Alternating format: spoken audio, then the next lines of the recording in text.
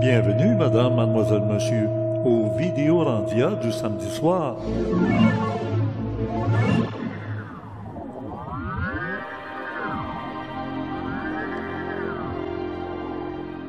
Au pied du Mont Saint-Hilaire, dans le Land Art, l'art des champs. L'inconscient était conscient d'être inconscient. Parole de philosophe. Nous étions en première samedi le 28 octobre 2023 pour le Vidéorandia numéro 44. Conception, animation et montage Richard Glenn, l'ésotériste du Nouveau Monde. En discussion avec M. Alain Niala, philosophe consultant, bien connu ici au Québec. Alors, nous étions donc dans une des 3 cabanes des Petits Cochons. Ne manquez pas, si vous êtes abonné au club créé du mois d'octobre, Va vers toi, un documentaire exceptionnel avec une grande panoplie d'invités très intéressants. La musique, Daniel Morancy, soutien technique Emmanuel Stéphane Jeannot et Donald, recherchiste Louis Ferland à la régie Spirale, le concepteur du site du club créé, M. François Deschamps, webmaître. Et le complément surprenant, incontournable, indispensable, qui s'ajoute toutes les nuits après la diffusion de cette émission en première à l'adresse orandia.com. C'est un rendez-vous. Bonne émission.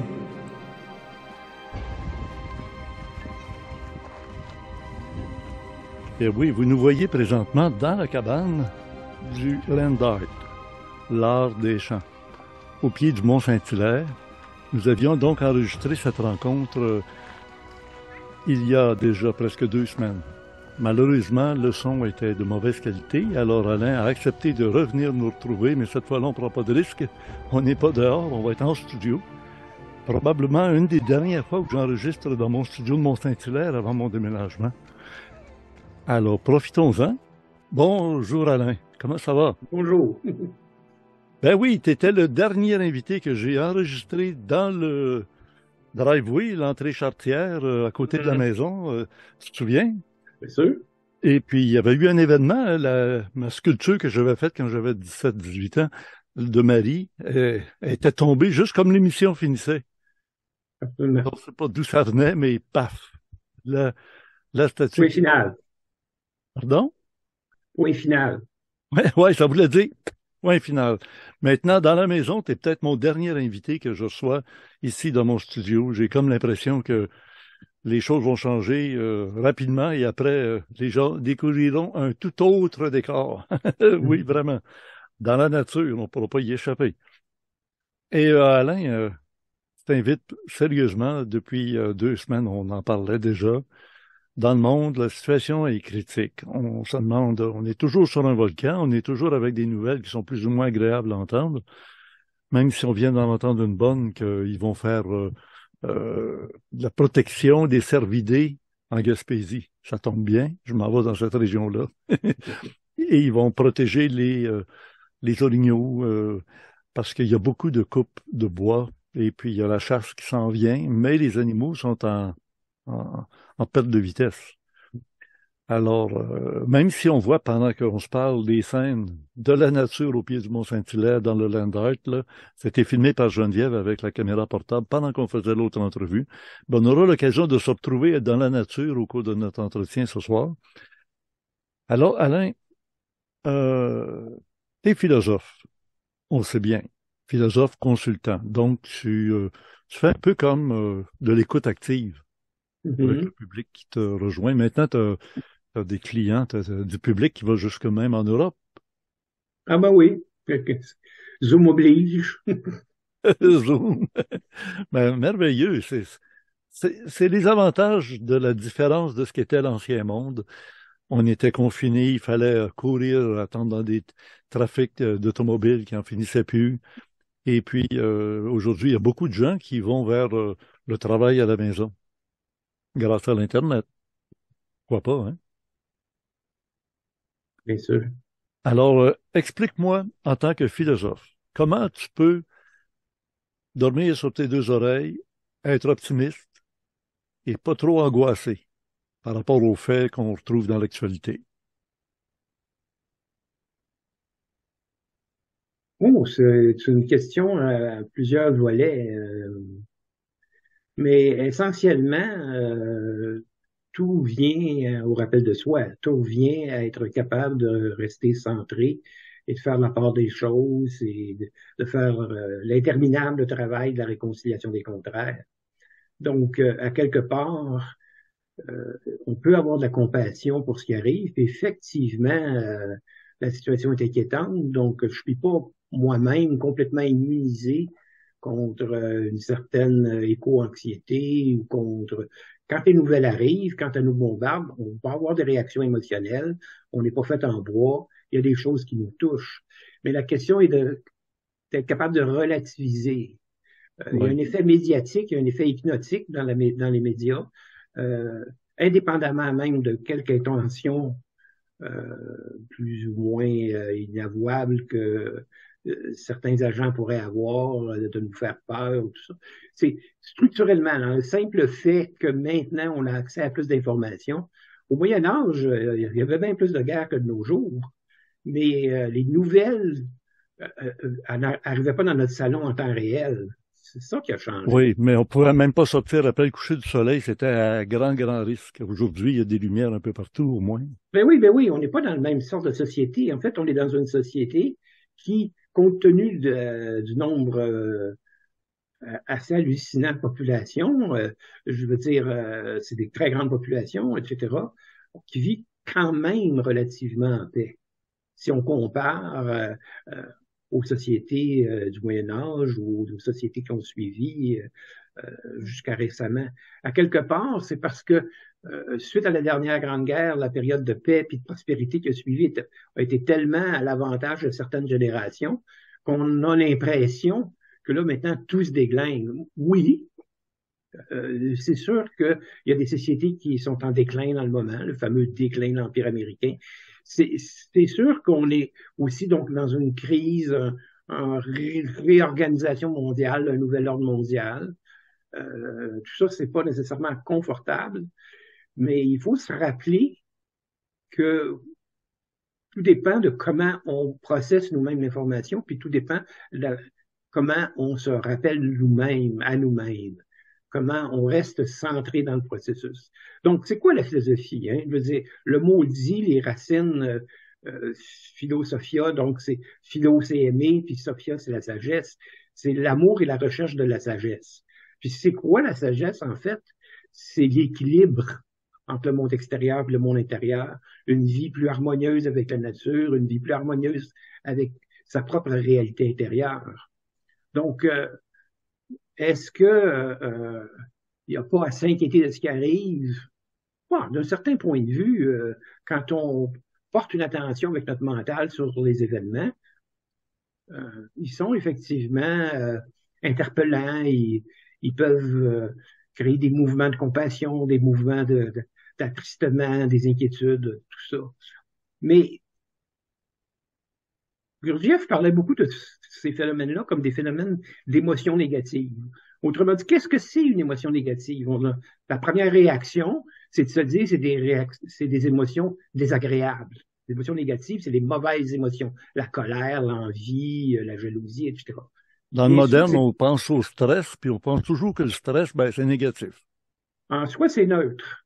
Mais Ça c'est peut neutre, le devenir, stress. C'est ça que ça peut devenir Anne très Sellier qui avait négatif. déclaré le stress, qui avait Oui, mais nommé le ça le stress, c'est stress. simplement une réaction Oui. face à l'inconnu, face à des nouvelles expériences qu'on ne contrôle pas. Quand c'est à court terme, quand c'est un stress immédiat pour l'accomplissement de certaines tâches, pour répondre à une menace ou pour relever un défi, c'est parfaitement sain. Ce Mhm. qui est problématique, c'est quand le stress s'installe de façon chronique. Puis c'est sûr que dans ce sens-là, il faut pouvoir rester informé, être très attentif à ce qui se passe dans le monde, tout en étant détaché, c'est-à-dire pas obsédé par ce qui se passe. Moi, j'en connais qui ont arrêté d'écouter les nouvelles. Ils écoutent plus, ils veulent plus rien savoir de ce qu'on dit dans les nouvelles, de quelque média que ce soit. Là, c'est pas euh, comme d'autres pensent des conspirationnistes. Dans le dernier film d'Arcan, il appelle plus ça des conspirationnistes. Il revient à l'ancien mot qu'on était des contestataires. Mhm. c'est On pas la peut même être chose. contestataire sans être conspirationniste. On Absolument, peut se dire, on n'est absolument. pas Non, non, d'accord ça avec c'est la sûr. manière que... Mais On peut être les les nouvelles deux sont là pour nous aussi. annoncer mauvaises nouvelles. Oui, oui, c'est sûr. Non, moi, encore une fois, j'aime la réconciliation des contrats. Je trouve que l'idéal, c'est de se maintenir à un point d'équilibre. Parce que si on ne s'informe pas du tout, on devient curieusement plus manipulable, paradoxalement. Moins manipulé par les médias, mais plus manipulable par notre ignorance. Donc, il y a des gens qui répondent à des situations en totale ignorance, donc de la mauvaise façon. Euh, Puis ils vont chercher des informations pas au bon endroit. Alors, justement, là, ils peuvent devenir plus conspirationnistes que contestataires. Les deux termes ne veulent pas du tout dire la même chose. Ben Mais non, on hein. peut être évidemment les deux, et on peut être l'un sans être l'autre dans les deux cas. En effet. Puis quand tu dis Donc, ça, ça va dans les deux sens aussi. Il y a des gens qui vont se focuser sur un type d'information qui vient toujours d'une même source. c'est ça le Puis ils ne problème. regardent pas l'autre version. Ils se contentent d'une version en se disant, moi, oui, mais plus tu te nourris de la même information, plus tu vas devenir polarisé. Tu te dis, il faut À la fois, il faut à, réconciliation des contraires. Idéalement, c'est d'en prendre d'un côté, puis d'aller écouter de l'autre côté aussi. à la fois polarisé et ignorant, c'est ça le problème. Ouais, C'est une que bonne ça idée, va oui. ensemble assez curieusement. On peut penser qu'on maîtrise un sujet parce que, justement, on s'est spécialisé dans une source d'information, donc on peut très bien connaître cette source. Mais si on n'a pas vu qu'il y a d'autres points de vue, hein, c'est vraiment mon vieux cheval de bataille, au risque de me répéter. Tout ça, c'est une question de point de vue. Puis, chacune, on est porteur d'une certaine partie d'une vérité qui s'est morcelée, qui est apparue à travers une multitude de points de vue. Puis chaque situation peut être regardée du point de vue de cette multitude d'intervenants qui sont soit victimes, soit acteurs dans le drame humain actuel. Puis leur opinion, leur point de vue modèle le nôtre de différentes façons, dépendamment à quel point on a, un, réussi à diversifier nos sources d'information, deux, réussi aussi à un peu apprendre, et c'est le plus difficile, se mettre dans le point de vue de l'autre. C'est-à-dire que non seulement s'informer, c'est-à-dire non seulement aller chercher quelque chose d'autre que ce qui confirme notre point de vue, mais en analysant le point de vue de l'autre, regarder d'où il vient d'une certaine façon. C'est quoi son historique? C'est quoi ses préjugés? C'est quoi ses Ses intérêts, justifications? Ses intérêts? Oui, oui. Des fois, des intérêts financiers cachés très, très, très loin, mais on va faire oui, la puis pas promotion. si loin que ça quand on s'informe. Il y a des Mais évidences. toi, philosophe, devant tout ça, même tes clients qui te consultent, euh, t'es entends parler. Moi, je regarde une émission avec Geneviève parce qu'elle l'aime énormément. C'est Si on s'aimait, justement. Hum, Et l'émission, c'est des gens qui vont créer peut-être des couples parce qu'ils ont eu des divorces, ont eu des hum, mortalités, etc. Des fois avec des enfants, pas d'enfants. Mais vraiment dans la vie de tous les jours, puis ça dure des semaines. À tous les soirs, ça joue, si on s'aimait. hum, hum, Et ils consultent. Un hum. peu, pas un philosophe consultant comme toi, mais une psychologue, je crois, là, Oui, bien sûr. pour l'aide au couple. Puis, ce que je remarque, c'est qu'elle est beaucoup d'écoute active. Elle laisse parler les gens beaucoup, puis elle pose des questions dans le sens écoute active. Ça veut dire, tu l'écoutes, puis là, tu te mets à la place de celle qui te parle ou celui qui te parle, puis tu fais Et s'il y a un moment donné, un nœud où ça pourrait aller à gauche ou à droite, mais là, elle relance la question. Mais qu'est-ce que vous en pensez? Êtes-vous d'accord avec cette... Elle s'exprime jamais sur ce qu'elle pense, elle. Hum. Tu fais-tu pareil? Un philosophe, fais-tu la même chose? Euh, ben, euh, j'ai beaucoup de respect pour ça parce que c'est des techniques fondamentales de l'intervention, puis de la psychologie en particulier, ou même du coaching. Puis on Oui. fait ce travail-là, puis on se rend compte que les deux tiers du travail ou plus doivent être faits par le consultant ou la consultante. C'est sa démarche. Donc, on est là pour recevoir, on est là pour aider, mais je veux dire, à quelque part, c'est son point de vue qui se déploie, c'est ses expériences, c'est son questionnement. Donc, effectivement, la balle est dans son camp, si on peut dire. Par contre, pour répondre honnêtement à la question, j'interviens plus que selon cette technique-là. Euh, il y a un aspect d'interaction dans le travail que je fais, mais c'est toujours quand même à partir de l'écoute. C'est-à-dire que je vais donner des pistes, des, euh, des façons de poser le problème, des façons de le regarder autrement. Oui. J'aime beaucoup, c'est pas exactement ce que je fais, mais j'aime beaucoup le travail de Baron Katsy qui va dire est-ce que c'est vraiment vrai? Hein, vous me dites quelque chose, est-ce que c'est vraiment vrai pour vous? Là, hein? Est-ce que puis là, il y a une deuxième question, c'est est-ce que c'est vraiment, vraiment vrai? Puis il y a une troisième question, c'est est-ce que c'est vraiment, vraiment, vraiment vrai? Puis la Ben, c'est le quatrième, c'est témoin du témoin du témoin, finalement, c'est la pièce de ça, théâtre. Est-ce c'est que tu es ça. capable de sortir de De l'acteur t'en pour te retirer penser un peu spectateur, de puis être ton le spectateur du spectateur, puis prendre du recul, c'est ouais, ouais, effectivement ouais. ça. On apprend dans la psychologie sacrée à faire élever la conscience sur différents niveaux. Il y a un premier niveau qui est le niveau du petit moi, là, du monde extérieur, justement, de toute la situation telle qu'elle apparaît dans le monde extérieur. Il y a un niveau plus de recul où là, on voit qu'on est connecté à, dans le tarot et en psychologie jungienne, on appelle ça les archétypes, ou en tout cas les différents modèles qui nous modèlent, les différents complexes autonomes qui peuvent nous animer, les différentes passions, les différentes obsessions qui peuvent nous posséder, entre guillemets. Alors, on apprend à regarder ça de ce point de vue-là un peu plus loin. Puis, après ça, une autre étape encore au niveau du je suis, au niveau du témoin. Et c'est là que le détachement puis la remise en question peut se faire au niveau du témoin. Quand on est capable de s'extraire de la situation, de ne pas être en flux avec, de ne pas être complètement tombé dedans d'une certaine façon, de ne pas être complètement dans la vie extérieure, puis d'être plus vers la source de la conscience, vers la source de l'attention. Hein, le double mouvement dans le rappel de soi, c'est mettre la moitié de l'attention sur le monde extérieur, comme un archer qui bande un arc. Il y a une moitié de l'attention qui va vers le monde extérieur, puis l'autre moitié de l'attention retourne vers sa source, vers le je suis, vers le témoin. Et ce je suis-là est bien au-delà du petit moi. Hein, et lui, en moyenne, il est dans un état qui est, du moins théoriquement, plus calme. Il n'est pas identifié à la situation extérieure. Évidemment, dans la vie, c'est plus compliqué que ça. Là, quand on peut facilement retomber dans la fascination. Plus le problème est prenant pour nous, plus les émotions sont engagées, plus c'est difficile de faire ce détachement-là, mais c'est une grande partie du travail.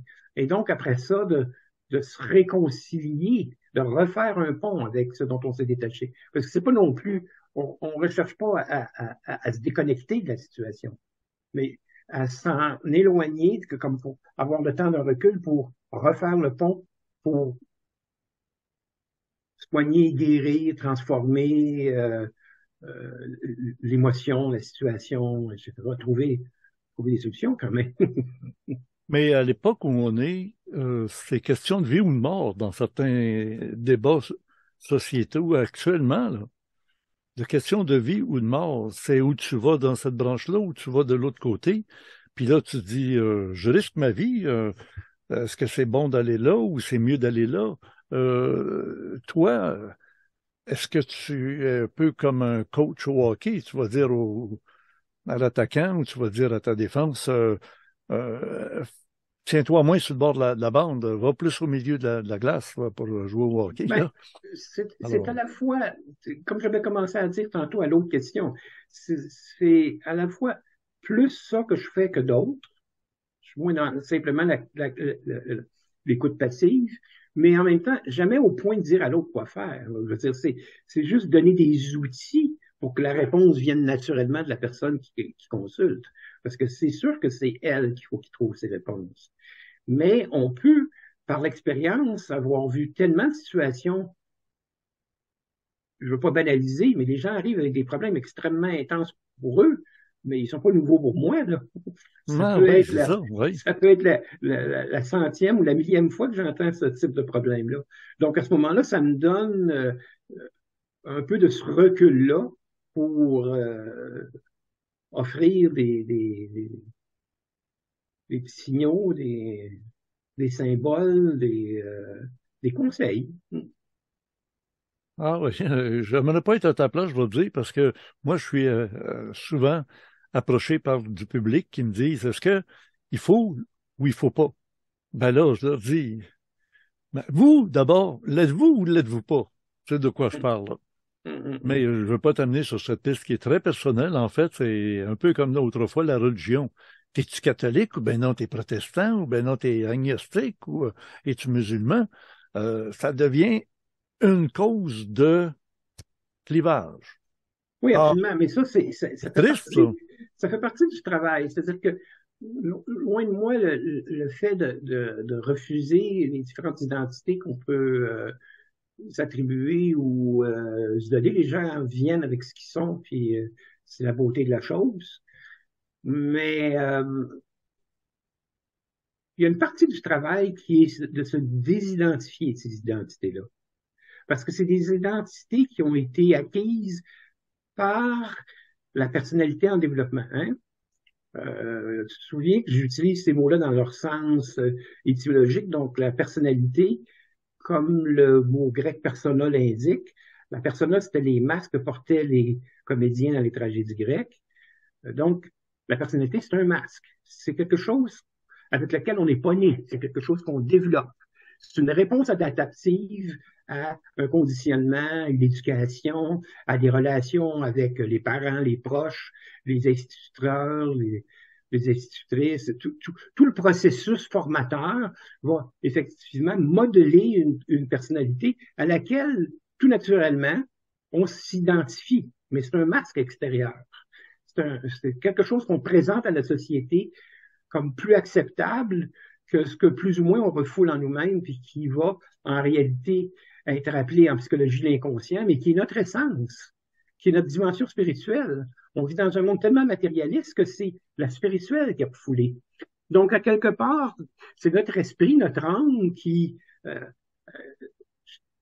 demande d'être entendu dans les signes qui nous viennent, par les émotions qui montent, par les rêves qui montent de l'inconscient, par les différents signaux, les synchronicités qui peuvent être émises puis nous guider. Donc, apprendre à reconnaître tout ça, apprendre à être à l'écoute. Puis pour pouvoir être à l'écoute, ben, il faut être en partie déconditionné, en partie détaché de l'identité. L'identité a son sens. On est apparu dans ce monde-là, on s'y est adapté. Cette adaptation-là est le mieux qu'on a pu faire. Là, la personnalité qu'on a développée, c'est la plus adéquate qu'on a pu se doter, dont on a pu se doter, si tu veux, pour faire notre adaptation à la société. Donc, c'est pas un mal. Mais on observe dans toutes les crises une certaine tension, un certain clivage entre ce que défend la personnalité puis qu'est-ce que demande quelque part l'âme ou la vie intérieure. Puis tout le travail de la réconciliation des contrastes, c'est de rendre ça cohérent, de rendre ça en harmonie. Donc, avoir en fait une personnalité qui est la pure manifestation de l'essence. Mais on est loin de ça, là, en général, tous autant que nous sommes. Mais c'est un processus qui est long, qui est Ah, ça lent. prend la vie. Ça prend la vie entière. Bon, mais c'est ça, dans l'urgence. Là, on est rendu dans le verger, Alain. Mm. Geneviève nous filme des pommes dans les pommiers, là. Ça me Mm. rappelle la tentation au paradis terrestre. C'était, t'en manges ou t'en manges pas. C'est le temps. Et puis, là, c'était interdit. Mais si tu vas dans l'interdit, tu vas te faire punir. C'est ce qui est arrivé dans la mythologie, là. Adam et Ève ont été chassés parce que elle, la première, Ève, y avait goûté, puis elle voulait que Adam y goûte aussi. Puis le serpent qui Mais était on là, parle du fruit de qui la était connaissance du bien et l'intelligence. du mal. Comment? Je parle de la mythologie autour de la connaissance, du fruit de la connaissance, Ben oui, ben oui. je Alors veux dire, du fruit de l'arbre de la c'était, connaissance du bien et du mal. c'était un interdit. Puis si tu vis dans un interdit que la majorité vont rejeter en disant c'est un interdit, on ne touche pas à ça. Bon. Mais Ouais, ça, c'est le sens du mot tabou, hein. oui, Le oui, mot c'est vrai. tabou, ça veut dire en fait que c'est sacré. C'est-à-dire que que c'est de l'ordre du secret, que c'est de l'ordre de la chose qui est inaccessible. Oui. Puis c'est interdit parce que ça peut être manipulé d'une façon inadéquate par des personnalités pas assez évoluées. Donc, le tabou, c'est quelque chose d'assez complexe. Mais C'est tu sais, déjà moi, ma tabou de te réaction, rebeller contre l'autorité et de faire pas comme l'autorité le demande. C'est tabou. Il faut pas que tu y penses. Tu n'as même pas le droit un peu comme 1984 d'Orwell, là. Euh, c'est ça la règle. Suis la règle. ouais, c'est complexe parce que ça dépend, là. Faut voir, il faut analyser dans quelle sorte de société on est, parce que l'autorité n'est pas toujours la même. Mais Même je si reviens avec c'est... l'idée d'urgence. Actuellement, on n'a pas le temps. On est obligé de rapidement prendre des décisions et on sait ce qu'on perd. On ne sait pas vraiment ce qu'on gagne. Puis on a peur d'en perdre de l'autre côté. Puis on ne sait pas pourquoi on a été là parce qu'on va perdre d'autres choses. Alors c'est l'urgence. Puis là, je t'écoute, Alain. Puis évidemment, un philosophe va réfléchir, va nous aider à réfléchir, mais à un moment donné, il faut être dans l'action, puis être surtout dans l'action juste et éclairée, rapidement. On n'aura Ben, pas 2 ans, 5 ans, là. On va avoir 2 semaines, 2 mois, bang. ben, d'une façon comme d'une autre, c'est toujours la même réponse. Que tu disposes de 40 ans, de 2 ans, de 2 jours, ou de 2 minutes, ou de 2 secondes, c'est toujours la même question. Est-ce que tu es capable ou pas de te connecter à ton être essentiel? C'est ça, OK. le, le problème ne se pose pas si tant en termes, de mon point de vue en tout cas, d'accepter ou pas l'autorité. Parce que, à quelque part, euh, l'autorité, c'est quelque chose de complexe. Il y a des États qui sont totalitaires, des États qui ne le sont pas. Il y a des démocraties. Euh, Puis, dans tous les cas, il peut y avoir des abus de pouvoir inimaginables, parce que la démocratie étant une société dans laquelle il y a plus de liberté, disons, en guillemets, qui s'exerce, il y a quand même le poids du nombre. Donc, la démocratie, ça va toujours être le choix du groupe. Ben, n'oublions pas que le parti au Puis ça, pouvoir c'est au Québec, là, manipulable. Non, non, mais c'est pas c'est une pas la question. majorité qui l'a élu. C'est une C'est ça. minorité qui l'a élu. La majorité était pas pour lui, mais était pas nécessairement contre lui et étaient pas tous du même contre. Il y en avait plus à gauche contre, plus à droite contre, Bien mais sûr. Non, alors il n'y a aucune finalement, société la parfaite, là. démocratie qu'on a, c'est pas la majorité qui dirige parce que c'était pas la majorité qui avait voté pour le parti qui est au pouvoir actuellement. Et au loin, vous voyez les scènes du Land Art. Alors, Alain, euh, vu qu'on est relancé, c'est peut-être le temps de changer de direction parce que là, on est entré dans des phénomènes de polarité inévitables. Ben, Religion, politique. c'est ça. Dès qu'on rentre dans la perspective politique, il y a tout le temps le risque, pas automne, pas tout le temps, peut-être que tout le temps c'est exagéré, mais en tout cas, il y a un risque inévitable de Oui, tomber dans une psychologie du nous et les autres, oui, moi et l'autre. D'opposer, en fin de compte, mon point de vue à celui de l'autre. C'est pour ça que quand tu dis la question d'obéir, par exemple, à un gouvernement peut se poser avec beaucoup d'acuité, je nie pas qu'elle peut se poser avec beaucoup d'acuité. Mais si elle se pose avec beaucoup d'acuité, c'est qu'on n'est pas dans la réconciliation des contraires. ben Forcément, non. on est dans une polarisation quelconque, une polarisation qui peut être justifiée par les événements. C'est ça le problème, c'est que quand tu poses, par exemple, les questions en termes de survie, c'est sûr qu'à court terme, dans une situation de survie, il y a des décisions d'urgence qui peuvent être prises. Sur un terrain de conflit, ben, il y a des gens qui vont s'entretuer. C'est un peu inévitable. C'est ça qui est en train d'arriver. On ne peut pas demander à des gens qui se font attaquer de ne pas se défendre, on peut pas, etc. Oui, oui, oui. Mais si on veut essayer de comprendre quelle serait la voie de solution, il faut à ce moment-là aller ailleurs. Que dans de ce caractère immédiat qui est caractérisé, j'avais commencé à l'expliquer, par l'émotion négative. C'est-à-dire, l'émotion négative, c'est la tendance à fluer avec le monde extérieur. C'est négatif au sens électrique. Le pôle positif et le pôle négatif, c'est simplement celui vers lequel l'énergie va.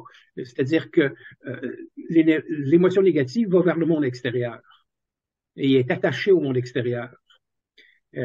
Et dans cette mesure-là, on est nous-mêmes passifs ou réactifs en tout moins devant la situation, au lieu que ce soit la dimension spirituelle ou l'âme qui soit au contrôle de la situation. C'est plus du tout ce qui est le cas, c'est qu'on a une réponse adaptative, comme je vais commencer à l'expliquer en termes de personnalité. La personnalité réagit selon ses identités. Je suis un tel, j'appartiens à telle religion, à tel clan politique, à tel groupe social, et donc je défends les intérêts de mon groupe et, au risque de risquer ma vie, quoi. Ou de Dans faire une certains cas, séparation. Tu parlais du Moyen Âge autrefois. Il y avait de l'espace. Quand les gens s'entendaient plus, ils quittaient la région, puis allaient fonder une nouvelle colonie de loin, ailleurs, puis avec oui, leurs nouvelles valeurs. On a vu les oui, Amish qui ont quitté. Les Amish sont un peu séparés de la société. Ils vivent leur colonie Amish avec leurs règlements, leurs croyances, puis on les laisse en paix en autant qu'ils laissent en paix les autres autour aussi. Ils sont pas armés en partant. ben non, mais là, de toute façon, c'est ça, c'est pas un problème.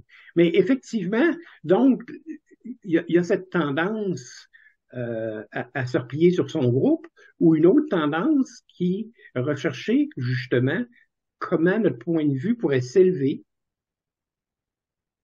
et atteindre d'autres niveaux de conscience, des niveaux de conscience dans lesquels les points de vue de l'autre se trouvent à être inclus en réalité.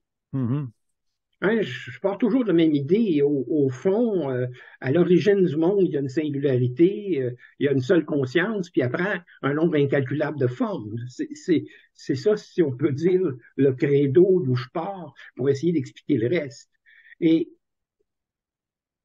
cette unité-là, on a toutes les misères du monde à la retrouver, et elle ne peut être retrouvée que si on réussit à s'extraire un tant soit peu du flux d'informations, du flux de réactions que génère le monde extérieur, puis les différents conflits qu'on y trouve. Alors là, la question, c'est comment moi, en tant que point de vue, je peux élever mon point de vue pour graduellement me réconcilier avec celui des autres. C'est un travail très difficile, là. Surtout si on a des points de vue qui nous amènent à croire que ils sont dans l'erreur. Ils s'en vont pire, ils vont souffrir pire, ça va être l'erreur majeure. Est-ce qu'il faut se taire dans ce temps-là? C'est pas, ben, ça t'appartient. C'est ça, au fond, là, quand tu disais au niveau d'une démarche avec un philosophe consultant, qu'est-ce que va être la réponse ultime? C'est que ça va être ta décision au bout du compte. Oui, Se c'est vrai. taire ou Ouais. parler, etc. De toute façon. Mais si on le met dans ma perspective, c'est même pas la question de savoir si tu dois le dire ou si tu dois le taire. C'est plus la question de te demander, c'est-tu vraiment vrai, là? Je veux dire, à quel point c'est vrai de mon point de vue dans la situation où je me retrouve avec les conditionnements que je subis. Mais si j'essaie d'élever ma conscience puis de regarder qu'est-ce qui pourrait être vrai dans le point de vue de l'autre.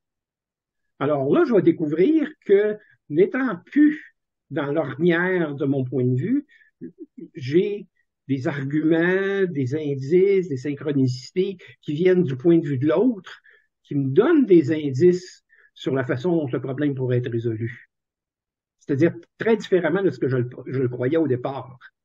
Après ça, ça ne change pas le fait que je suis un être autonome qui prend mes propres décisions, mais je vais éprouver beaucoup, beaucoup moins le besoin de les imposer aux autres. Parce que je vais comprendre que les réponses que les autres se donnent sont adéquates à leur point de vue. Et je vais cesser de les percevoir comme le mal, le mauvais, le méchant.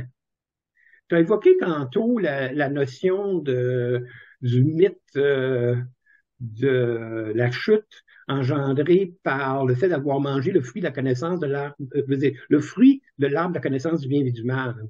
Mais tu sais, pour d'autres conversations on a déjà eu que moi, je retourne ça complètement. C'est-à-dire, pour moi, la chute, c'est de croire qu'on savait la différence entre le bien et le mal. Goûter de cet arbre-là, c'est une faute ou un péché, dans le sens que ça manque la cible. Hein, le mot péché, étymologiquement, ça vient de manquer la cible, de vraiment connaître le bien et le mal, mais de plutôt croire qu'on le connaît. C'est-à-dire que c'est un processus de projection. C'est à partir du moment donné où l'être humain a goûté de ce fruit, il a cru qu'il savait mieux que la nature, le cosmos, Dieu, nomme ça comme tu veux, qu'est-ce que c'est qui est bien puis qu'est-ce qui est mal, puis il a choisi pour lui, de son point de vue, qu'est-ce qui est bien, puis il a choisi de son point de vue, qu'est-ce qui est mal dans l'autre, chez l'autre, etc., justifiant ainsi tous les abus, l'autre est inférieur, je peux l'entraîner en esclavage, l'autre est inférieur, pécheur, méchant, je peux le dépecer, le découper en morceaux. Des sorcières utilisent des techniques de guérison qui ne sont pas les miennes, je peux les brûler vives. Et etc. Parce que moi, j'ai jugé que mon point de vue est bon, puis celui de l'autre n'est pas bon. Regarde, Ça conduit pas au bien vivre ensemble. Les scientifiques aujourd'hui jouent sur l'ADN, jouent sur le code génétique et ils vont jouer sur un mixage de génétique animale avec humain. Et il n'y a pas de tollé, il n'y a pas personne qui se dit on fait pas ça, c'est interdit. De quel droit c'est interdit? Est-ce que Dieu n'a pas joué avec l'évolution, les mutations, les changements d'espèces? Ils se disent les humains, on sait maintenant comment ça marche, on va l'apprendre encore mieux en trifouillant là-dedans. Mais là, il va y avoir des victimes pas rien collatérales, mais directes. Là. Ben, je sais même pas ce que j'en pense. Dans un c'est ça, sens, Alain. Alors, un philosophe, c'est quelqu'un qui dit « Wow, allez pas trop vite. » C'est ça. Prenez le temps de réfléchir, de tourner pour pas déraper, mais faites ce que vous pensez, puis vous serez responsable des conséquences parce que finalement, vous avez la liberté de le faire. Si vous le faites, faites-le le plus possible avec le plus haut niveau de conscience possible. C'est un peu ça le message que tu nous donnes.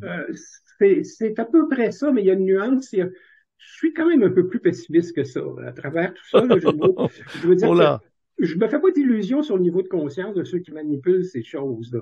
C'est juste que c'est un niveau de conscience humain qui mérite notre compassion, comme toutes les activités humaines qui, on le sait, sont particulièrement inconscientes. La réconciliation des contraires, ça implique aussi d'être relativement en paix avec le fait que la majorité de l'humanité est inconsciente. C'est pas facile à endurer, mais c'est quelque chose qu'il faut inclure. Parce que si on part de l'idée que les gens sont conscients, ben là, évidemment, on va avoir une perception presque diabolique du monde. Comment peut-on être si méchant si on l'est consciemment? Mais justement, c'est que c'est pas ça. Les horreurs qu'on voit, c'est créé par l'inconscience. Personne ne peut faire le mal consciemment. Parce que si tu es conscient que tu es un point de vue dans une multitude de points de vue à l'intérieur d'une seule conscience. C'est ça la conscience, il n'y en a rien qu'une. Alors, si on s'imagine qu'il y en a plusieurs, c'est parce qu'on est moins conscient. C'est pas très compliqué en réalité. Et ça montre à quel point le niveau d'inconscience sur la planète est grandiose, là. Je veux dire, il y a beaucoup d'inconscience sur la planète. Là, Alain, je t'amène sur une autre piste délicate dans notre monde actuel. On rend l'humain responsable de tous les malheurs qui arrivent, le réchauffement planétaire, l'épuisement des ressources naturelles, la disparition de certaines espèces animales. On voit des disparitions qui vont disparaître. Mais là, on est dans les pommiers que Geneviève nous filme, là. Puis je me rends compte qu'il y a presque plus de feuilles dans les arbres aujourd'hui. Et quand elle a filmé il y a 2 semaines, il y en avait plein. Les feuilles étaient dans tous les pommiers. Mais il arrive des lois naturelles qui fait que l'automne approche parce que l'hiver s'en vient. Ben, il va y avoir une perte de feuilles, il va y avoir dans notre monde des changements géologiques, de température, d'épuisement naturel des choses, et ça va créer des marasmes, mais il ne faut pas penser culpabiliser l'être humain. Il y a des lois naturelles, comme dirait la table d'émeraude, hein, tout naît, croît, grandit, mature, puis dégénère et meurt. Ben oui, bien sûr. Il n'y a rien tout ce qui a eu un commencement aura une fin. C'est pas très compliqué à comprendre ça non plus. Alors, mais attention, il y a, il y a un problème dans le débat sur, par exemple, est-ce que l'être humain est responsable de ses différents malheurs? Alors, c'est intéressant parce qu'on peut aller à deux endroits, là. D'abord, il y a un jeu de mots très intéressant parce que responsable en anglais, c'est responsible, être capable de répondre. Est-ce qu'il est capable de répondre à une situation? Bon, d'une part. D'autre part, responsable dans le sens de coupable, mettons, disons, sous-entendu. Bon, est-ce que l'être humain est coupable de tout ce qui lui arrive? Ben, non. Il en est la cause, mais la cause, c'est son inconscience. Alors, il n'est pas coupable parce qu'il ne sait pas. Mais si on lui dit puis qu'il refuse de l'accepter, ben, c'est de l'inconscience qui s'ajoute à l'inconscience. Donc, pour moi, la notion de responsabilité, c'est la notion de développer suffisamment la conscience, l'ouverture et l'écoute pour accepter une certaine part de responsabilité. Après ça, en faire une religion, on est responsable de tout. C'est vraiment une illusion, tu le soulignes toi-même. Il y a des changements cosmiques qui ont lieu bien au-delà de notre pouvoir. Bon, mais on est responsable de s'y adapter ou pas. Alors, ça ne change pas grand-chose, d'une certaine façon, à la question. Si on prenait l'exemple du réchauffement climatique, quand même, on ferait le débat de savoir si l'être humain est la cause ou non du réchauffement climatique, ben, il y a la responsabilité d'y répondre et de s'y adapter. Si tout ce qui se fait pour s'y adapter est refusé par la population parce qu'elle veut rien perdre à ses privilèges, ben là, on continue de multiplier l'inconscience par l'inconscience, puis on continue d'aller directement vers le mur. Indépendamment du restant du débat, là. Alors, c'est pour ça que l'être humain est en général beaucoup plus responsable de ses troubles qu'il l'imagine, si on peut dire, dans le sens que s'il y a des guerres, c'est pas juste à cause des planètes, là. Même si certains effets planétaires peuvent contribuer à des dérèglements, même si certaines activités solaires créent des stress électromagnétiques qui peuvent expliquer des dérangements psychiques, il y a toutes sortes de choses qui ont été dites. Gurdjieff disait, par exemple, que les guerres sont générées par des stress entre les planètes et le Soleil. Et que le problème était que l'être humain était pas capable de transformer ces énergies-là de façon positive. Parce que le principe de la transformation des énergies des émotions négatives, c'est justement de les transformer en positives. C'est-à-dire, c'est comme un travail alchimique. Dans l'hermétisme, on parle de la transformation des métaux en or, mais c'est pour symboliser la transformation de différentes énergies en nous-mêmes en énergie plus pure. Donc, d'une certaine façon, les 7 métaux, ben, c'est les 7 planètes ou les énergies planétaires ou les effets planétaires sur nous ou les différentes émotions qui nous habitent. Faire le travail alchimique de les transformer, c'est donc les rendre plus pures, plus lumineuses. Donc, transformer les différentes pulsions qui nous habitent en quelque chose qui devient un moteur du développement de la conscience et de la réconciliation des contraires. Mais si au lieu de ça, je sens une tension, puis je me précipite pour la lancer vers l'extérieur, la jeter, la vomir vers l'extérieur, puis que je deviens agressif, puis que je fais une guerre, ben, c'est pas la recherche de solution. Mais on s'entend, là, si on prend un exemple, parce que à force de ne pas vouloir se compromettre, on n'en donne pas. Si on prend l'exemple de la guerre au Moyen-Orient dans le moment, là, de toute cette espèce de marasme dans lequel on est en train d'entrer, mais je veux dire, les tensions sont réelles, les problèmes sont réels.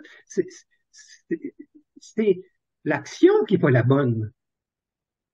Qu'on soit dans une période cosmique où des pressions s'exercent pour que des problèmes se règlent, que ce soit la répartition des richesses, les transformations climatiques ou les crises politiques au Moyen-Orient, en Ukraine.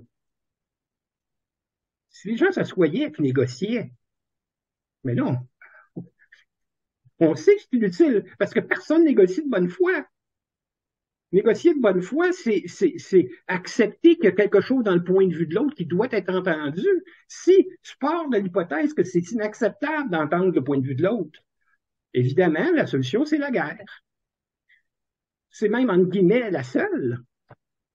Donc, on va tous en attrister, nous.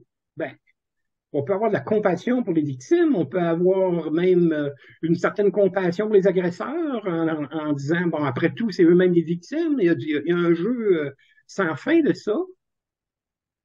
Et on peut se rappeler soi-même, puis rester assez calme là-dedans, puis pas nécessairement prendre un bord ou l'autre, simplement comprendre que ce qu'il faudrait bien, c'est que ce problème-là se règle.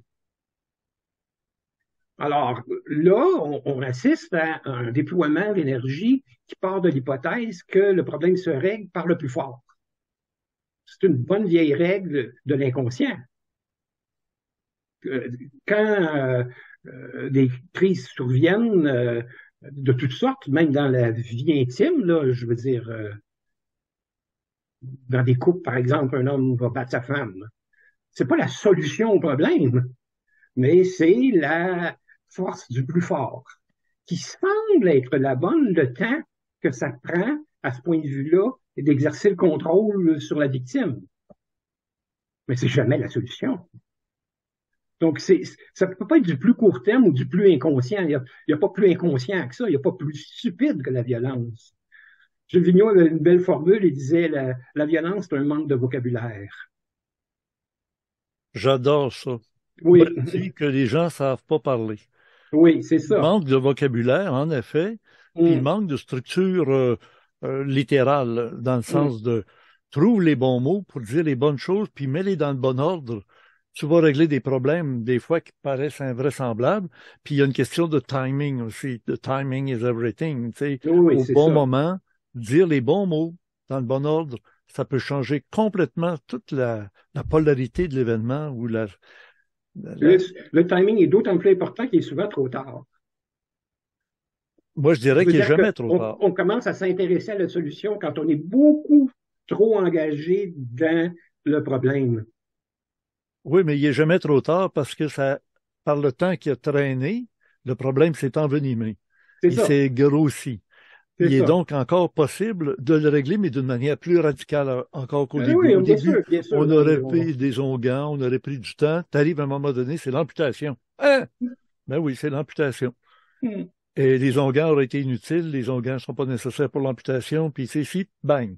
Là, tu t'aperçois qu'il y a un changement Mais c'est plus coûteux, c'est ça, c'est plus coûteux. Oui, Mais, ouais. trouver des solutions quand il est trop tard, c'est beaucoup, beaucoup plus coûteux. Là, il y en a qui prétendent qu'il y a trop d'humains sur la surface de la Terre. Ben, on a tellement entendu, puis on attend encore, puis on ne sait pas si on va continuer à se multiplier, puis à un moment donné, on va être des milliards de milliards. Ben là, à un moment donné, pouf, on va être obligé de... Oui, il va nous arriver quelque chose par Non, l'attrition. mais je pense pas qu'on soit trop d'humains sur la Terre. À part le fait, Oh, je vais être plus Alain, méchant tu que te ça. prononces. Hein? Oui, oui, oui, oui. Je pense qu'on est trop d'humains inconscients sur la Terre. Oui. Mais les Non, mais inconscients je cherchent taquine, mais rien c'est ça d'autre que que je veux le dire. bien-être. Les C'est que le inconscients cherchent rien d'autre que le bonheur. Le bonheur. On va leur donner le bonheur. Ça peut être des pilules, ça peut être des drogues, ça peut être une sensation avec des sims, des lunettes que tu dis dans un jeu. Tu es en train de sauver la galaxie, comme il dit Arcan dans son film. Il enlève les livres dans la bibliothèque de l'Hospice des Vieux, Hum, remplacés par des jeux d'ordinateur en disant ça maintient les cerveaux des vieux plus actifs que des lectures de livres où ils se bercent puis ils s'endorment dessus. Un jeu d'ordinateur, ça te demande d'être vivace, de réfléchir vite, de penser comment réagir. Et il enlève les livres, il les jette à la poubelle, puis il remplace par des ordinateurs avec des jeux moyennement compliqués là, pour qu'ils s'activent, puis ils restent comme ça, les actifs. gens ne seront pas plus conscients. Je pense pas que là-dedans, C'est fort, hein? hein, oui, c'est drôle, mais je pense pas que, au fond, le problème se résolve jamais par des solutions extérieures. Qu'on donne à des gens des livres ou des jeux vidéo, ou, ça sera toujours des solutions extérieures. Le problème, c'est que comment générer, puis c'est une question qui n'a pas de réponse, là. Oui, mais Parce que, ça provoque en fait, l'intérieur. La personne hein, qui devient plus, plus aguerrie, plus, m'a dire, il bien s'en va à la sûr, cafétéria manger, bien puis sûr que ça peut ils venir sont de plus l'intérieur, mais le dynamiques que problème, s'il avait lu un livre. oui, c'est sûr, absolument. Mais le problème, c'est que ça ne peut venir que de là. Ça se stimule peu de l'extérieur. On peut, peu, il y a peu de moyens de stimuler l'intérieur de quelqu'un de l'extérieur, à moins que la personne se soit déjà mise en démarche. Si elle est Mhm. déjà en démarche, là, on peut lui donner des trucs, des conseils, même des techniques, des exercices pour faire un travail sur soi qui permettent cette évolution-là. Mais cette évolution-là ne se fait que consciemment. La conscience n'évolue que consciemment. Alors, évidemment, il n'y a pas beaucoup de facteurs extérieurs qui favorisent la conscience. Et on entend parfois que la souffrance, ça peut faire évoluer. Et donc, quand on est confronté à des grandes crises, des prises de conscience se font. On l'a vu, par exemple, après la dernière Grande Guerre, ça a été épouvantable. Tout le monde s'est réveillé. Ça prend la paix. Il faut la paix. On veut la paix. On a créé des accords. Aucun n'ont été respectés. L'inconscient prend toujours le dessus après pas longtemps. Une prise de conscience, ça dure quelques instants seulement, quelque part. Et pour que ça soit durable, il faut que ça soit maintenu. Ça prend un rappel de soi. Ça prend une volonté d'évoluer consciemment. Et ça, ben, c'est difficile de créer des conditions qui génèrent ça. Il y a des écoles, il y a des ateliers, il y a des groupes, il y a des... on va voir, par exemple, dans la vie ordinaire, là, chez les AA, il y a un facteur par le partage, ça peut favoriser il y a des gens qui consultent, par le partage, ça peut favoriser le développement d'une prise en charge de soi, de devenir plus responsable de soi-même, etc. Donc, c'est pas impossible. Mais le problème, c'est que collectivement, c'est forcément très lent. Parce que ça dépend de chaque individu et des efforts de chaque individu. Donc, si je reviens à la question, est-ce que la souffrance, ça fait évoluer? Oui, parce qu'on veut s'en sortir. Donc, on cherche des solutions. Donc, il y a une urgence de trouver des solutions. Mais non, parce que ça peut aussi développer beaucoup d'inconscience ou beaucoup de ressentiment. J'ai souffert, donc je vais vouloir me venger. J'ai souffert, donc je vais réclamer justice. Je vais réclamer toutes sortes de choses qui peuvent être ultimement très abusives. Donc, en fait, la seule chose dans ce mythe que la conscience peut faire évoluer, c'est... Non, je m'excuse. Dans ce mythe que la souffrance peut faire évoluer, il faut comprendre que c'est la souffrance volontaire, la souffrance consciente. C'est-à-dire que la souffrance que je vais m'imposer à me regarder tel que je suis, par exemple. C'est plus souffrant qu'on pense, c'est beaucoup plus difficile qu'on pense, parce qu'il s'agit de regarder comment on a causé nous-mêmes la souffrance. Il y a des études même scientifiques qui ont montré que c'est un des plus grands blocages pour arriver à la paix ou à la réconciliation, c'est que les parties veulent pas admettre de voir la souffrance qu'ils ont causée. Donc, c'est pour ça qu'on voit beaucoup de négationnisme de ce temps-ci. Des gens qui vont dire, bah, l'esclavage n'était pas si pire, ou des gens qui vont dire, oh, il n'y a pas eu tant de victimes pendant la dernière Grande Guerre. Parce que voir qu'il y en a eu, puis que ça a été vraiment comme les victimes de Grives, ça nous imposerait à nous, collectivement, une douleur. Le sentiment de responsabilité collective, disons, qu'on peut avoir comme société occidentale. Alors, plus individuellement, le problème, c'est ça. C'est à quel point on peut, pour trouver la paix en nous-mêmes, accepter de souffrir la transition, le passage, le rite de passage, disons, qui nous fait passer d'inconscient à plus conscient, qui nous fait passer de ayant traîné tel ou tel karma, en guillemets, le fait d'avoir généré telle ou telle conséquence, le fait d'être responsable de tel ou tel errement, injustice, et le voir notre ombre, notre part d'ombre. Puis, quand on met de la lumière sur notre part d'ombre, ça libère tellement d'énergie. Puis, je te posais la question, on va se quitter après ça, là, on achève, là, Alain. Les autorités des gouvernements du monde, aussi bien au Québec, on entend dire que Legault a son comité de sages. OK? Il est venu avec ça à un moment donné. Il dit, on va faire passer ça au comité de sages, ils vont nous donner des bons conseils et tout ça. Est-ce que ça serait pas une bonne approche de aider le groupe d'inconscients à se fier à un groupe dans le haut d'un phare ils allument la lumière, puis les inconscients qui savent pas où on est, au moins ils peuvent se fier sur la lumière pour se rapprocher de la rive au bon endroit, puis sans péril, à moins que ce soit l'endroit où il faut pas qu'ils s'approchent parce qu'il y a des récifs. C'est pour ça qu'ils ont mis un phare. Mais au moins, ils savent s'orienter par la lumière du phare. C'est là on est rendu là. Il faut aller plus à l'ouest ou plus à l'est. Est-ce que ça serait pas... et est-ce que toi-même, tu pourrais pas en faire partie, Alain? Mais tu n'arrives pas avec des solutions, on le voit. Alors que les autorités ont besoin d'entendre des gens qui apportent une solution.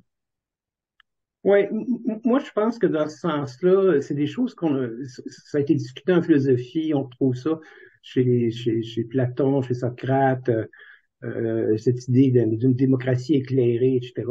Le problème, c'est que ça a du sens au début d'une civilisation, mais dans son déclin, on assiste au contraire à un éclatement. Donc de toute façon, on est dans l'éclatement. On Alors est après ça, actuellement, on donc, peut. veut pas, c'est l'automne, l'hiver va arriver, ça va être fret. Euh, on va peut-être avoir chaud, mais c'est irréversible. Et puis, souhaitons qu'il y en ait plusieurs qui passent à travers, puis qui C'est pas créeront une nouvelle irréversible dans le société sens après. que c'est pas irréversible dans le sens qu'il y a la conscience ne peut pas se développer, on ne trouvera pas de solution. Je ne suis pas pessimiste dans ce sens-là. Je pense que l'être humain s'est toujours adapté. Là où je le suis, c'est par rapport à des solutions qui seraient des solutions éclairs. Tu sais, on va tous monter le niveau de conscience d'ici à l'an 2050, disons, puis là, ça va être extraordinaire, on va vivre dans la paix, l'harmonie et l'amour. Je, intuitivement, je n'ai qu'à regarder l'état du monde pour voir que c'est pas exactement là qu'on s'en va. Par contre, le fait qu'il y ait cet appel-là, qu'on désire ça, qu'on veuille ça, peut faire qu'une montée des consciences individuelles chez plusieurs et que ça devienne un facteur de transformation du monde. Mais pas Ouais, en après la claquant des Première doigts, Guerre là. mondiale, après la Première Guerre mondiale, très rapidement, les chevaux sont disparus. Euh, les avions ont remplacé les dirigeables.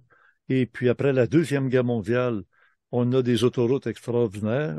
Il n'y en Bon, mais avait ça, c'est le pas avant. développement technologique, c'est pas le développement de la conscience. Non, c'est ça. Mais ce développement technologique, matériel, qu'on appelle le progrès, nous permet de prendre de l'altitude en se disant, c'est niaiseux de se tirer des bombes par la tête, de tout détruire ça. C'est de plus en plus formidable, comme on a commencé l'émission, en se disant, au Moyen Âge, on était toujours dans un état d'inquiétude, de guerre, d'agression. Alors, c'est ça, Il n'y c'est avait pas que de lumière. Aujourd'hui, il y a des lumières. On vit dans un on a pays quand où tout... même évolué. Oui, il y a c'est ça, il y a une porte très étroite par laquelle la conscience, il profite assez pour se dire, on ne reculera pas en se détruisant en complet. On est ridicule. Puis là, on le sait que si on se détruit, on risque de prendre bien du temps pour recréer où on était rendu. On l'a fait en 100 ans, mais tous focusés vers ça. Mais là, si on détruit tout, il va falloir commencer par nettoyer la place, Mhm. réparer les pots cassés, puis les vengeances oubliées, puis Alors, tu vois que ton message est quand même intéressant, mais il solutionne rien parce que la solution C'est- vient de chacun, qu'il faut qu'il prenne conscience que Attends une le minute. Non, Christ non, avait une la bonne solution. Non, formule, hein, non, il y il en a des disait, solutions. Non, on n'a pas vidé le sujet. C'est pas que mon point de vue solutionne rien. Je l'accepte pas comme observation. vas-y. C'est, c'est simplement que la voie pour trouver la solution commence par la responsabilisation de chaque individu. C'est Oui, ça. c'est ça. Ah Je veux oui. dire, si tu vas pas voter puis que tu te plains que le gouvernement c'est pas celui que tu as élu, ben je veux dire, tu as commencé par le minimum d'efforts. Là. C'est un exemple caricatural, mais je veux dire que à chaque petit pas que tu peux faire, même le plus ridicule, même le plus conventionnel, il y a la possibilité de le faire de façon responsable. Alors, effectivement, à un moment donné, il y a des solutions concrètes là, qui peuvent venir de ça. Tu prends tes responsabilités, donc tu fais les actes qui vont dans le sens de l'évolution par rapport à chacun des problèmes. Là. Donc, Ouais. Ben, Là, je Peut regarde les scènes choisir où on s'est filmé dans la cabane dans le oui. Land Art au pied du Mont-Saint-Hilaire. On va se quitter là-dessus. Souvent, ça donnait que tes gestes, quand on te filmait dehors il y a 2 semaines, correspondaient à tes propos d'aujourd'hui dans les gestes. On ne sait pas Hmm. les mots que tu utilisais, ni moi, c'est la même chose. Il y a eu des synchronicités à peu près magiques entre nous deux, entre nous quatre, finalement, pour Mhm. dire que on a débattu l'autre fois pour faire l'émission. On redébat encore aujourd'hui pour faire l'émission. Il y a une phrase que j'avais sur aime ton prochain comme si ton prochain était toi-même. Oui, bien évidemment. Et Très le bonne Christ est idée. passé il y a 2000 ans en donnant une clé qui est presque la clé la plus centralisatrice et qui peut permettre aux gens de se reconnecter ensemble. Quand tu discutes avec quelqu'un qui n'a pas ton opinion ou qui a Avec une... une petite réserve. Vas-y, oui. Ben là, tu compétitionnes de Jésus, vas-y. Oui, oui, c'est qu'il faut quand même apprendre à s'aimer soi-même. Aime ton Parce que si tu prochain aimes ton comme si le prochain comme tu prochain t'aimes était toi-même, toi-même. Mais si tu t'aimes pas, ça va aller mal tu vas pour l'autre. haïr ton prochain. Oui. Ah non, non, non, C'est mais c'est donc parce que vrai, c'est ça. ça. Ben, C'est ça qu'on assiste dans le moment. ben oui, parce Les qu'on... gens s'aiment pas parce qu'ils sont pas en contact avec leur essence. Ils Oui. sont en contradiction avec leur personnalité parce que leur personnalité est attachée au point de vue collectif. Ils sont pas capables de prendre assez de recul pour voir qu'est-ce que dans leur cœur ils prendraient comme solution s'ils avaient le courage de l'affronter. Et là, ils s'aiment pas assez pour faire ce qu'il faut. Et donc, ils s'aiment pas assez pour aider leur prochain. Alors, Et c'est ça, mais il y a des gens qui sont en dégoût de l'être humain. bien On sûr, connaît. bien sûr, je le sais. Mais ils ne se Et rendent pas compte qu'ils c'est une sont en des dégoût choses qui me... d'eux-mêmes, dans le fond. Oui, Il y oui, en a qui le sont en dégoût d'eux-mêmes. C'est terrible. je le sais, c'est ça qui me ferait le plus ce à quoi j'assiste, toute la violence, plus, là, je parle plus de la violence verbale, où on va traiter les autres d'imbéciles, de toutes sortes de noms, d'épithètes à la capitaine Haddock, là. Et en fait, c'est à nous-mêmes qu'on est en train de parler. C'est comme l'espèce de voix intérieure qui nous juge, qui juge les autres, qui est tout le temps dans le jugement, au lieu d'être dans l'ouverture. Et il y a beaucoup de ces débats-là qui sont comme devenus paranoïdes, où il existe des groupes humains qui sont simplement des méchants. Moi, je pense que, je le répète, ça, c'est sous-estimé, ça, cette clé-là. C'est que c'est pas possible de faire le mal consciemment. Donc, si tu assistes à beaucoup de mal, tu assistes à beaucoup d'inconscience. C'est en ce sens-là que moi, je suis même anti-conspirationniste. Ça n'existe pas des gens assez conscients pour être méchants puis contrôler les autres. C'est parce ils n'ont pas le contrôle d'eux-mêmes ou de leur passion ou de leur avidité qu'ils se sont mis dans une position de pouvoir puis qu'ils essaient de contrôler les autres. Mais tout ça, c'est de l'inconscience. Ça ne vient pas d'une grande capacité. Dans ce sens-là, j'avais une formule qui disait qu'on est gouverné par des primates. C'est-à-dire pas des êtres humains à part entière. Et on en retrouve La planète des singes est ici, si tu veux. ouais, on en retrouve dans ceux qui nous gouvernent, les politiciens, mais on en retrouve aussi chez les scientifiques. Pour eux autres, l'expérience, il faut l'expérimenter un jour, la bombe atomique. On va le faire sur Hiroshima, une ville de civils, mais c'est pas grave. Non, Et, attends une minute, là. Non, Nagasaki, je t'arrête, là. Je t'arrête complètement. c'est de C'est pas des l'inconscience, ça. scientifiques qui ont décidé ça. Pardon? C'est des politiciens. C'est pas des scientifiques qui ont décidé ça. C'est Non, des politiciens. non, c'est les politiciens qui ont signé l'autorisation que les militaires aillent le faire. Puis les Oui, militaires l'ont fait parce que c'est un joujou que des scientifiques ont créé par des formules oui, chimiques, pas les chimiques, mais scientifiques sont atomiques. responsables d'avoir créé, mais ils ne sont pas Albert responsables de Einstein a signé une pétition avec d'autres savants à la dernière minute en disant allez pas utiliser ça, ça n'a pas de Ben là, bon ben, tu sens. vois, ils n'étaient Ben donc pas oui, d'accord. mais la grosse majorité avait aidé à la fabriquer, puis après qu'ils l'ont fabriquée, ils ont dit hein, l'arbre dans le pommier, il ne faut pas leur laisser manger ça. Hey, on va leur interdire de manger l'arbre qui est dans le pommier. On revient à nos pommiers du Mont-Saint-Hilaire. Mm. Ben oui, c'est ça. Ben là, il y a des scientifiques qui ont développé quelque chose, mais après ça, on le regrette, puis on dit, il ne faut pas le faire. Ben là, ils font pire avec la génétique. Ils vont jouer avec le code génétique de l'être humain, puis ils vont faire des chimères, ils vont faire des choses invraisemblables. Et Ils en tu font vas déjà, arriver c'est en pas ça le disant, mais ils sont problème. rendus fous. Oui, mais, Ah oui, oui. mais, Oui, mais encore une fois, c'est un point de vue. De l'autre point de vue, ils vont guérir le cancer, ils vont... ça dépend. L'être humain est comme ça. Chaque progrès est amené à sa part d'ombre, mais c'est pas le progrès lui-même qui est dangereux. C'est à quel point on tient compte des populations, à quel point on écoute. Ça, c'est sûr, l'interface n'est pas bonne du tout là, entre les désirs de la population, les développements scientifiques, comment on utilise les technologies, les intérêts corporatifs, les grands. C'est ça la difficulté. Donc, c'est pour ça que quand tu dis est-ce que les sages peuvent guider une collectivité d'inconscients, la réponse c'est non. C'est ça la difficulté. Donc, c'est pour ça que quand tu dis est-ce que les sages peuvent guider une collectivité d'inconscients, la réponse c'est non. Les lois même de la démocratie actuelle fait que c'est une majorité d'inconscients qui va élire des inconscients au pouvoir. Ça, il y a pas à en sortir. Ça sera, ils n'éliront jamais des êtres conscients au pouvoir. Voyons. Ils les reconnaissent même pas. C'est impossible pour quelqu'un d'inconscient de reconnaître qui est conscient. Là. C'est une difficulté majeure. C'est gros ce que tu dis là, puis c'est fondamental. Dans la cosmogonie d'Urantia, ils nous disent qu'il y a des planètes dans l'univers où les gens sont élus démocratiquement, mais par leur père, par les pareils. Un professeur va élire le ministre de l'Éducation. Les médecins vont élire le ministre de la médecine. Donc, cette idée d'être guidé par des sages, c'est largement mythologique. C'était souhaité par les philosophes de la Grèce antique, mais c'est largement mythologique. Et on n'est surtout pas dans une période propice à ça. Pour Legault, Landry avant lui, il y avait le comité des sages. Il y a le comité des sages. Oui, mais ça veut simplement dire des connaissants. C'est pas les sages. C'est pas des gens qui ont atteint la sagesse. Ils appellent ça comme ça, mais c'est des gens qui ont plus de connaissances. De compétences en même temps, oui. Non, c'est pas synonyme. Là.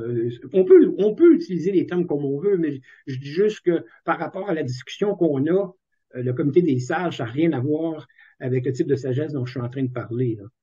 Hey, savais-tu que... Dans une certaine mesure, là, je ne les connais pas personnellement, mais je veux dire, dans les religions, on a tendance à mettre au pouvoir des gens qui ont une démarche qui les fait considérer comme des êtres sages mais oui. Rien qu'à voir comment ça bouge.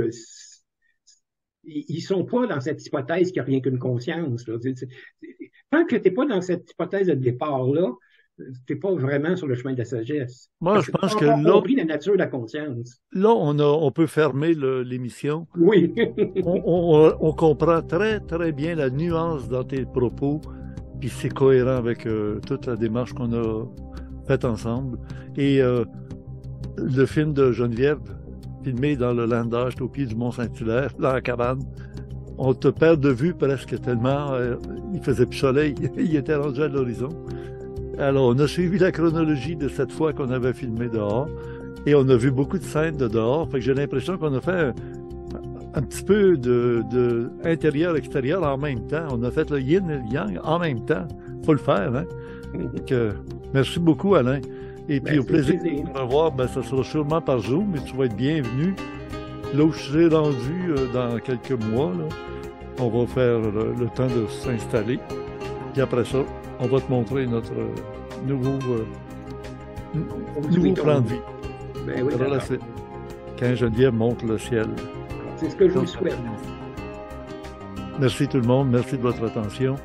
Au plaisir de lire vos commentaires, c'est toujours très apprécié. Même Alain peut aller lire les commentaires en bas du vidéo Randia. À la prochaine. Je vous en souhaite des bonnes. Namasté. Namasté, certain. Je reconnais la conscience en toi. C'est ça que ça voudrait dire.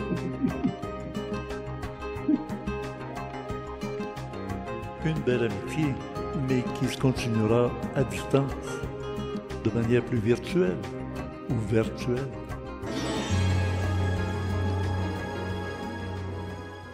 Voilà, pour les abonnés du club créé à l'adresse orandia.ca, nous retrouvons Xavi avec son documentaire exceptionnellement intéressant, Va vers toi, avec une panoplie de grands invités très connus, qui nous font faire la démarche vers l'intérieur. Je vous le recommande au plus haut point, c'est d'abord très ésotérique, dans le sens où on va vers l'intérieur de soi. Ne manquez pas de lire et de regarder les compléments surprenants toutes les semaines à l'adresse orandia.com, qui n'est pas comme l'adresse du Club Créé qui était orandia.ca. Et là, toutes les nuits après la diffusion de l'émission en première du samedi soir, Gilles Surprenant ajoute des éléments visuels, textuels, des vidéos, des contenus qui apportent 80% de plus d'informations précises concernant les contenus de ce dont on parle dans chaque émission. Merci d'être abonné au Club Créé. Merci d'être un auditeur régulier des samedis soirs. Un pouce par en haut, c'est toujours très apprécié de la part de toute notre équipe. Ce qui nous permet d'avoir un meilleur classement, dit-on, sur YouTube. J'en doute fort parce que la quantité de gens qui nous écoutent diminue de semaine en semaine.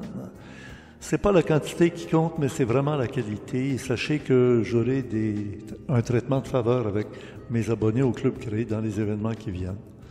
Traitement de faveur pour des raisons ésotériques que tout le monde perçoit, évidemment, mais justement, ça prend d'être déjà conscient d'être conscient. Voici nos suggestions avec cette musique qui correspond bien avec l'arrivée de l'Halloween cette semaine ici au Québec. Les fantômes, les sorciers, les sorcières, un peu à la Harry Potter. Bonne semaine!